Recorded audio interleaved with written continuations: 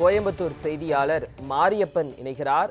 மாரியப்பன், தற்பொழுது நீங்கள் இணைப்பில் வர்றதுக்கு முன்னாடி வரைக்கும் நம்மளுடைய செய்தியாளர் நேசப்பிரபு காவல்துறையினரிடம் பல்வேறு காவல்துறையினரிடம் அவருடைய புகார்களை கொடுத்ததும் உயிருக்கு ஆபத்து இருக்கிறது என்று பல்வேறு குற்றச்சாட்டுகளை முன்வைத்திருந்தார்.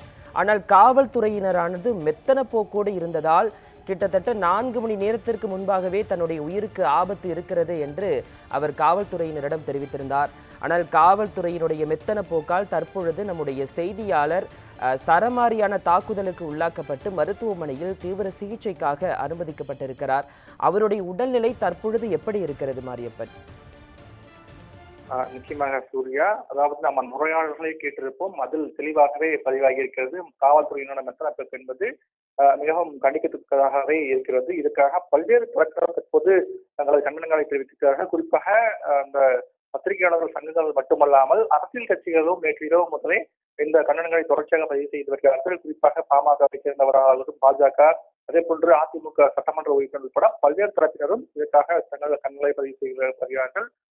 நேற்று இரவு நடந்தது, அதாவது அந்த சம்பவம் நடந்த இடத்திற்கும் காவல் நிலையத்துக்கும் இடையே 1 கிலோமீட்டர் வித்தியாசம் இருக்கக்கூடிய சூழ்நிலையில் 4 மணி நேரமாக அழைத்தும் காவல்துறை வராது அவர்கள் மெத்தனத்துக்கு ஆசத்தையை காட்டுகிறதாகவே இருக்கிறது. தொடர்ச்சியாக தங்களுடைய தன்னை சுற்றி வாழ்த்து விட்டார்கள்.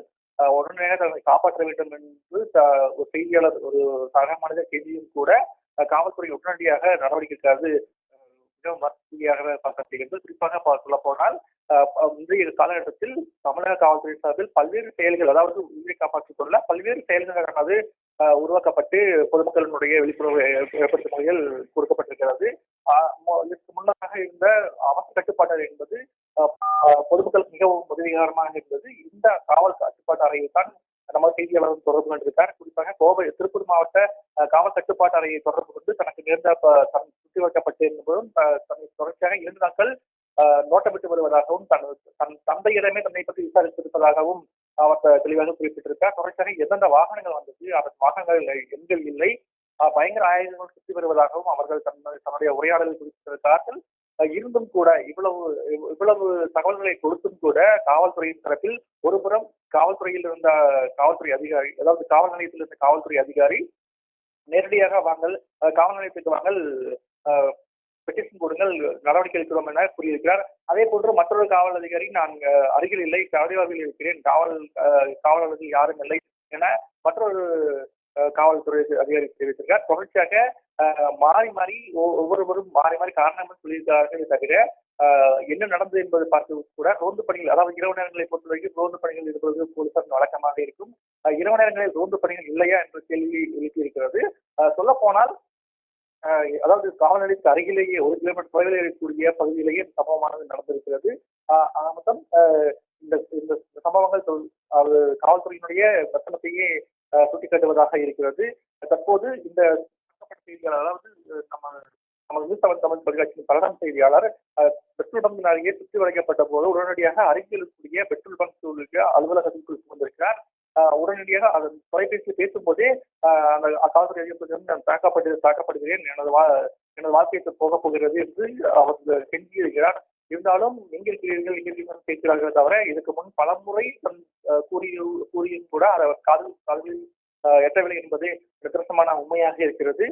தொடர்ச்சியாக இது தொடர்பாக இந்த சம்பவம் தொடர்ச்சியாக அந்த கண்ணாடி உடைக்கப்பட்டு செய்தியாளர் வெளியே இழுக்கப்பட்டு அதன் பிறகு அந்த கொடூர தாக்குதல் நடத்தப்பட்டிருக்கிறது. பயங்கர ஆயுதங்களுடன் வந்திருக்கக்கூடிய இந்த மர்ம நபர்கள் சரமாரியாக தாக்கியிருக்கிறார்கள்.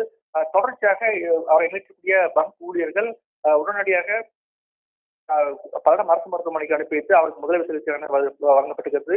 மொத்தம் இந்த தாக்குதலில் மொத்தம் 10 இடங்களில் நடந்த 10க்கு மேற்பட்ட இடங்களில் இந்த அறிவால் வெற்றானது விழுந்திருப்பதாக மருத்துவமனை தரப்பில் தெரிவிக்கப்பட்டிருக்கிறது. குறிப்பாக கைகளில் மட்டும், அதாவது இடது கையில் மட்டும் கிட்டத்தட்ட 5க்கும் மேற்பட்ட வெட்டுகள் இருப்பதாகவும், வலது கையில் 2 மற்றும் கால் மற்றும் முதுகு பகுதி மற்றும் தலை பகுதிகளில் இந்த வெட்டுக்காயங்கள் இருப்பதும் தெரிவிக்கப்பட்டிருக்கிறது. மொத்தம் 10க்கும் மேற்பட்ட இடங்களில் இந்த வெட்டுக்காயங்கள் இருப்பது தெரிவித்திருக்கிறது. நாம் பார்க்கக்கூடிய காட்சிகளையே பார்க்கலாம். இடது கை முற்றிலுமாக கீழே விழுகிற நிலைமைக்கு, அதாவது முறிந்து கீழே விழக்கூடிய அந்த நிலையில் இருப்பதை பார்க்க முடிகிறது. அது மட்டுமல்லாமல் தற்போது அந்த கைகள் இணைக்கும் பணியானது நடைபெற்றது. கிட்டத்தட்ட 4 மணி அளவில் மொத்தமாக 4 இடங்களிலானது முழுமையாக எலும்புகள் வெட்டப்பட்டு கிடைக்க முடிந்தது. அந்த 4 இடங்களில் கூடிய எலும்பு முறிவுகள் மற்றும் அந்த பிளாஸ்டிக் சர்ஜரி இருக்கக்கூடிய அந்த சர்ஜரியானது தொடங்கி நடைபெற்று வருகிறது. 4 இடங்கள், அதாவது மொத்தம் 5 இடங்களில் வெட்டுக்காயங்கள் இருக்கிறது. அது 4 இடங்களில் எலும்பு முறிவு ஏற்பட்டிருக்கிறது. அந்த 4 இடங்களுக்கான வெட்டுக்காயங்கள் தற்போது சத்திய பணியானது நடைபெற்று வருகிறது. 4 மணி அளவில் அறுவை சிகிச்சை அறைக்குள் அழைத்துச் செல்லப்பட்ட நமது செய்தியாளர் தற்போது அவருக்கு அறுவை சிகிச்சையானது அளிக்கப்பட்டு வருகிறது. குறிப்பாக முதற்கட்டமாக அவருக்கு பிளாஸ்டிக் சர்ஜரி என்று சொல்லக்கூடிய அந்த பிளாஸ்டிக் சர்ஜரியானது அந்த அறுவை சிகிச்சை செய்யப்பட்டு வருகிறது.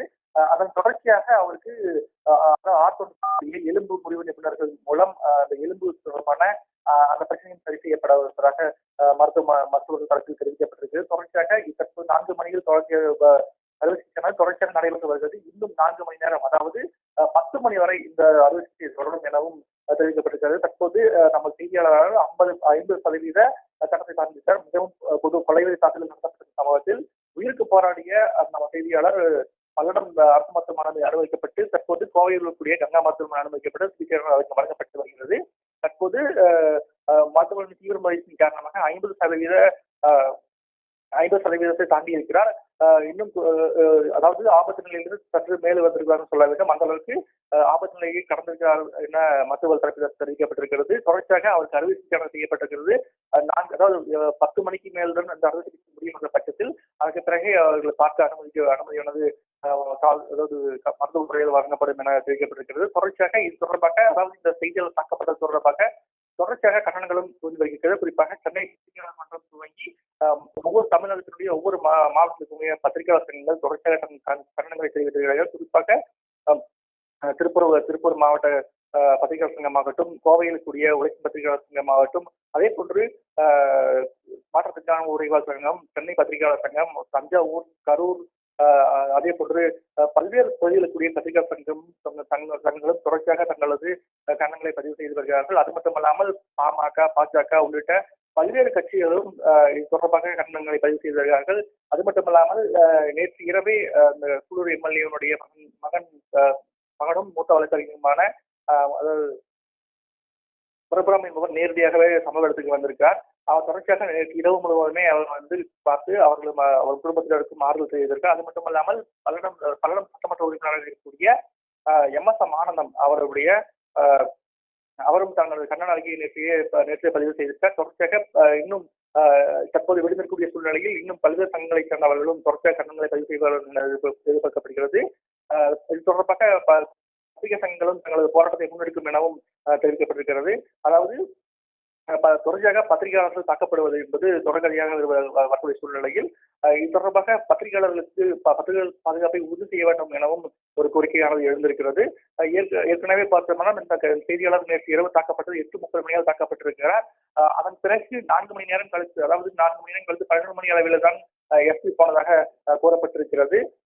எஸ்பி, அதாவது மாவட்டத்தினுடைய காவல் கண்காணிப்பாளர் சென்று அங்கே கூடிய சிசிடிவி காட்சிகளையும் ஆய்வு செய்திருக்கார். நடத்தப்பட்டிருக்கிறது.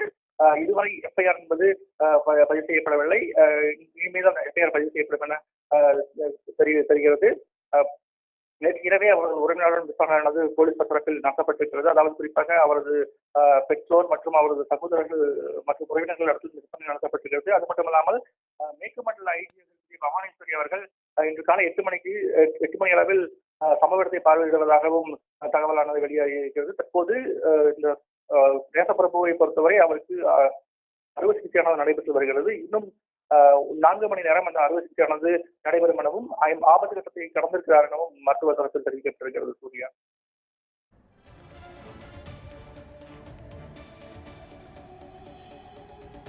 பல்லடம் செய்தியாளர் நேசப்பிரபு மீது கொலைவெறி தாக்குதல் நடத்தப்பட்டிருக்கிறது. பல்வேறு சங்கத்தினரும் அரசியல் கட்சிகளும் தங்களுடைய கண்டனங்களை வலுவாக தெரிவித்துக் கொண்டிருக்கிறார்கள்.